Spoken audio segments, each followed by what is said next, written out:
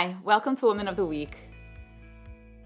There's a story of a rabbi who passed away, and when he went to the next world, he was sitting in judgment to find out if he would be brought into Gan Eden, to heaven, or to Gehenna, to hell.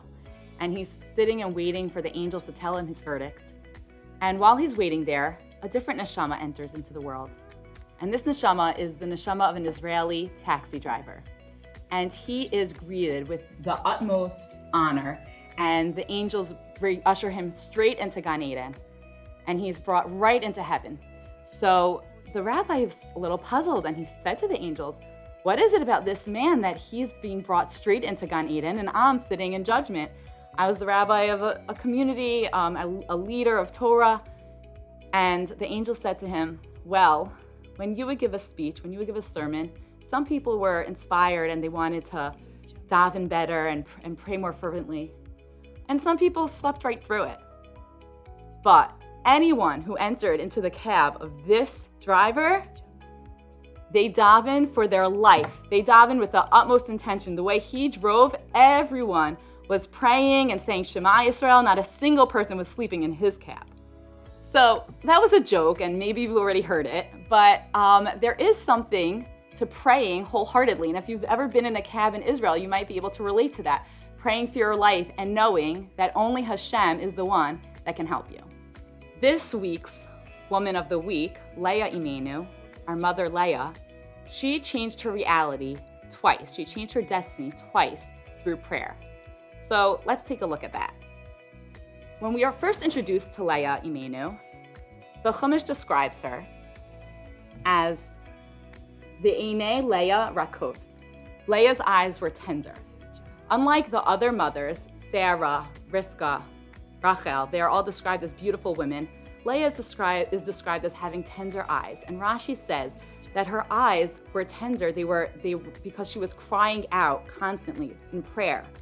Why was she crying in prayer? Because she was worried, she was scared. She knew that she was destined to marry Esav, the Rasha. People would say Rivka has two sons, Esav and Yaakov, and Lavan has two daughters. Leah is the older one, and then Rachel. So Esav and Leah will get married, and Rachel and Yaakov will get married. And Leah did not want to marry Esav, a Rasha, and so she was crying out constantly in prayer. And the Midrash says on this idea that she was crying, this is where we learn how great tefillah is, how it can actually change a destiny. Not only did Leah not marry Esav, but she got to marry Yaakov. She was the first one to marry Yaakov. She married Yaakov before Rachel, and she was the first one to have children with him. So that's the first example where we see that Leah truly changed her destiny through her tefillah.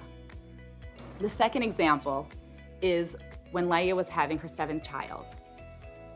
It was known that Yaakov was going to have 12 tribes. She knew that.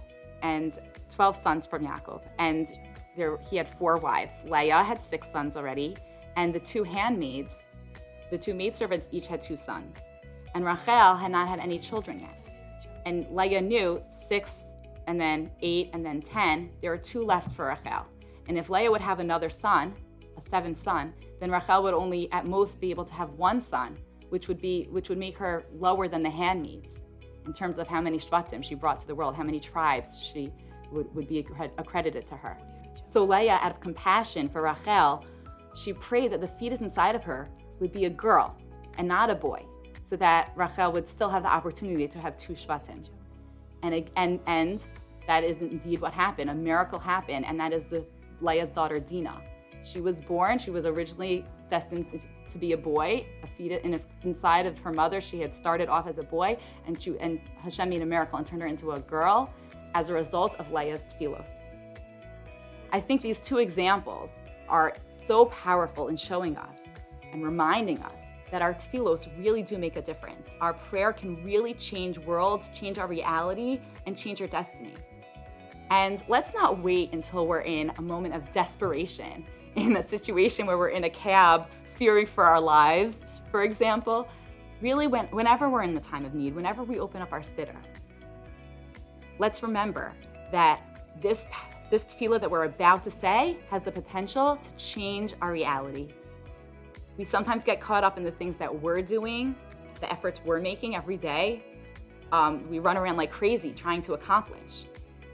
This week, let's remember the lesson of Leah Imenu and open up our siddur, or say a tefillah, even with our siddur not open, and affirm for ourselves that this tefillah that we're going to say, this request that we're going to make of Hashem, has the potential to really make a difference, really change our reality, shape our destiny, and be fulfilled.